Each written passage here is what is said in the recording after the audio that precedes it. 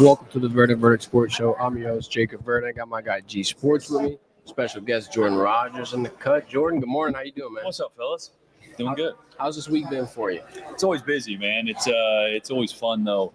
It kicks off kind of the start of college football to me. You know, the off season is nice, but college football's here, so got to start grinding on the film again and get ready for end of August. You can smell it in the air now. You can smell No it in doubt. the air. Yes. As you look into the season coming up, man, tell me about what you see from these SEC teams. A lot of people picking Georgia, Alabama, and Texas at the top. But when they talk about those three teams, I think about they don't have any returning starters at the quarterback position. In your mind, who do you look at to be the team to be the top dog in the SEC this year? Or one of the top dogs? Yeah, I don't want to seem too biased here, but I've been picking all week that I think LSU is going to make the run. You know, and to the point that you just mentioned, the quarterback position is the most important position in sports. For sure. I have Garrett Nussmeier as the best quarterback in the country. I think he's easily the best in the SEC. I love a lot of his game, especially when pressure's around him, his ability to change arm angles, throw off platform. Yeah. You know, what makes him special is the fact that he's got elite talent with a gunslinger mentality. Now, it'll get him in trouble every now and then. You know, A&M last year, 3 interceptions. Yep. Bama, 2 interceptions, Florida. 1 in the red zone. Florida as well. That's where if he can cut back on that and not feel like he's got to hit a home run every single play and realize, hey, singles and doubles are fine. Yeah. This offense is going to completely unlock, especially with the additions that they added. Nick Anderson's a great addition because they have so much speed. They needed a big body guy that they can put at X that can dictate the defense. And what that means is, as a quarterback, when you got a guy like that, you line him up to the boundary at X, the defense has to decide, you're going to put one guy over the top of him and go single high. You know you got some kind of one-on-one, whether it's cover 3 or man, or you're going to shade him with the safety. So the quarterback just knows the coverage before the snap, essentially, because you have such a physical mismatch to the boundary. So I love that addition. Barryon Brown has been a guy that I've loved forever. He hasn't had a quarterback, so he hasn't had the production I think he's capable of. So you add him with Aaron Anderson, Chris Hilton. I mean, this is a really talented wide receiver room. And to me, the reason I picked them is because I think the money they spend on defense is not going to make them great, but it's going to make them good. Last year, they weren't good at times. And if they're just good with how good and great this offense is going to be, I think they can win a lot of games. I think Trey Green is another big body player. Dude, 6'7". And Bauer Sharp is a guy that, Oklahoma fans hated on him. And I kept turning on the film going, this guy's not bad. Let him in receiving. Yes. I was like, what are we talking about? He's been your best option. So you had a guy like Trey Dez, who's 6'7", a monster. Right. And a guy like Bauer who can block, who can catch out of the backfield. He's not like a physical mismatch. He's got enough speed to win one-on-ones if he needs to. Like the embarrassment of riches for the weapons that are around him. Yes. That's why I like LSU. So. Right. Who would you say are your top 3 teams in the SEC going into this season? I think Georgia's been overlooked. Let me start with who I think has been overhyped. I think Texas has been overhyped. Okay. I think the Arch hype is out of control. I really like Arch. I think he's got maybe the highest floor. I think you know what you got with him. I think when there's a clean pocket, he's one of the best at getting through his reads, stepping up, hitting guys on time, accurately. But people forget how much they lost. They had 12 draft picks last year. They lost all 3 top pass catchers that they have, 4 starters on the offensive line. They lost 3 dudes up front on the defensive side that were drafted in the first 4 rounds last year. Still have Colin Simmons. They still have Anthony. Like they still have dudes, but they have a lot of holes for a quarterback that hasn't played a ton of football. And the football that we're all hyping up that we loved watching was against UTSA, Louisiana Monroe, and Mississippi State, the 93rd, 103rd, and 118th scoring defenses in the country. Right. So as much as I love him, I'm also like, let's pump the brakes. So back to your question. I like Georgia because I think Gunnar Stockton is wildly underrated. And kind of to the point I made with LSU, the additions they added, I think it's going to be the best receiver room that they've had in a number of years. Noah Thomas is a baller, similar to Nick Anderson. He's a big body guy that Georgia really hasn't had since George Pickens, I think. And then Zachariah Branch is a guy that he's a better version of Arian Smith. Like he's more agile, he's quicker. Arian Smith was a great straight line speed guy, but his hands were garbage, and he wasn't a guy that can make you miss in space as much. So I love what they're doing, and I think Kirby's kind of pissed off. You know, they were not a great defense last year. You know, they finished 8th. They gave up, I'm going to butcher this statistic, but this was as I was looking things up. They gave up 16 rushes of 20-plus yards last year. Wow. they had given up 16 in the previous 3 years combined.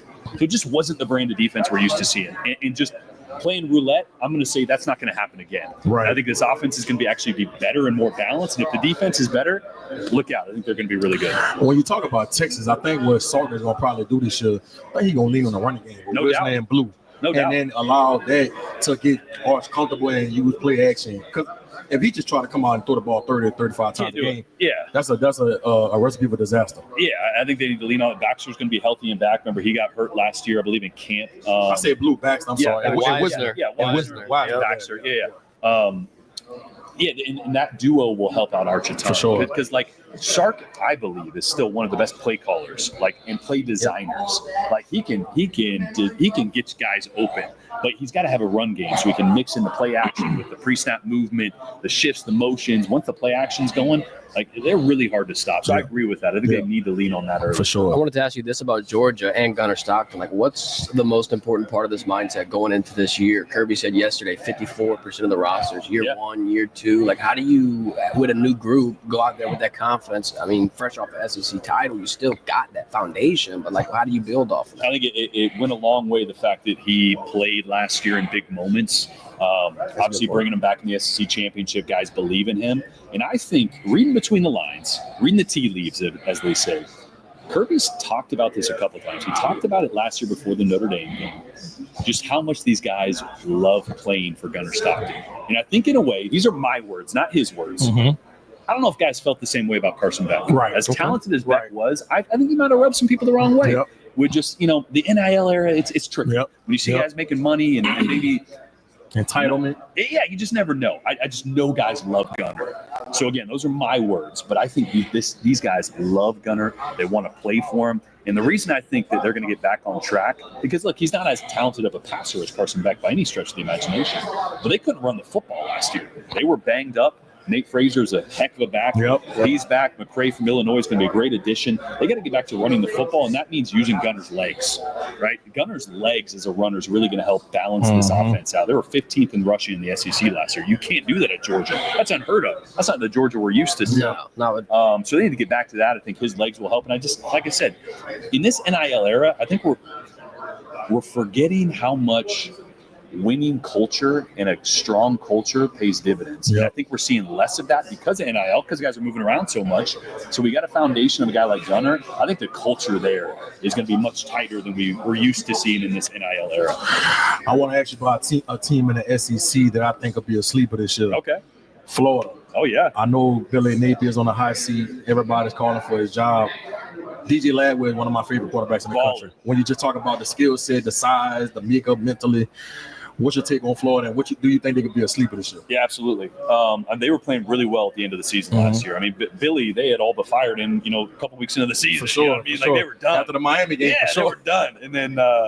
And then they started playing really, really well down the stretch.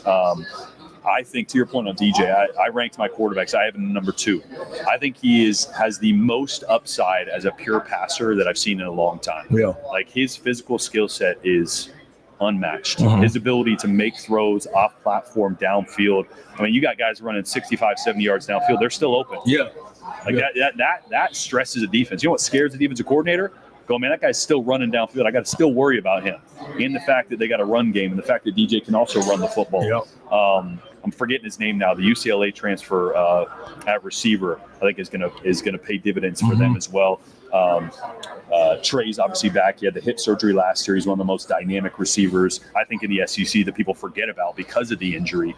So I think they've got a lot of good weapons. Wilson? Yeah, that's what I mean. Trey Wilson. Yeah, he's a baller. Yeah. And then the true freshman they have, I think, at Dallas, forgetting his last name. From Florida. Yeah, he's a physical freak too. Yeah. So I think they're going to have a ton of talent. And just watching how much better they played towards the end of the season, DJ being 6-1 down the stretch as a starter, I agree with you. And they have a couple big home games. People got to come to the Swamp. And I played there. That's not a fun place to play. So they're going to have a chance to surprise some people. And they're really good in the trenches. You got Caleb Banks, Sam. Banks is a baller. He's one of the best players in the SEC last year. Like, towards down the stretch, you could not block that cat. Like, it was unbelievable. Yeah. I'm curious to see on how Florida is going to play this year. And they got a tough schedule, but I think that in year 4, right, he's starting to get his guys in there. They're starting to understand his culture, his way of doing things. His guys, no doubt. And when you somebody like DJ Lagway, who we think is one of the most talented quarterbacks in the country, I think that's going to give him a chance. And it was, it's always hard as a quarterback. DJ, the position he was brought in last year. Mertz was not a bad quarterback. Not at all. Quarterback. So the kind of the back and forth, like knowing 100%, this is my team, and he did know that down the stretch. Not saying he didn't, but that kind of stunts your development early when you're looking over your shoulder when he's kind of playing both guys. Like, well, if I throw a bad ball here or this is an incompletion, I'm probably out next drive. Again, my mistake makes you worry. Exactly. So now he doesn't have to play like that. Again, like I said, down the stretch he didn't have to, but I think he's going to be a much improved guy this year. The game against Georgia, if he don't get hurt, I know. Who knows how that game goes? 100%. We were talking about the Swamp, like in terms of experience being a tough place to play. I want to hear what were your toughest places to play in, and then also how you prepare for that. Yeah, the single loudest moment I've ever had on a football field was at the Swamp. We were playing down there in 2011. And we had just started. We were better in 2011 than we'd ever been. Obviously, we had a really good year in 12, winning 9 games at Vandy. But it was tight in the fourth quarter. I think it was a one-score game. We ended up losing 24-20, I believe. We had a 4th and 13, and that was back when we huddled. Right. And people still huddled. So we got our huddle together, and everyone's helmets are pressed together. We're all touching helmets. I'm screaming the play call as loud as I can, and I can't hear my voice. We ended up picking it up. I ended up kind of scrambling because we missed the blitz and hitting Jordan Matthews on the sideline to pick it up. We scored a touchdown to make it a 4-point game, I think it was. That's a tough place to play, man, just because of the noise. The noise affects you. Now maybe not as much because signaling and everything, but that's a tough place to play. Tennessee, I think, right now is the hardest place to play. That place rocks. That place is... What's your take on them expanding the playoff to 16 teams? Is that something you want to see? Man, I don't know if we need to. At least not right now. Like, what I don't want to see is a bunch of guaranteed spots. I think that doesn't help the SEC in general because the SEC had 6 teams in the top 16 last year.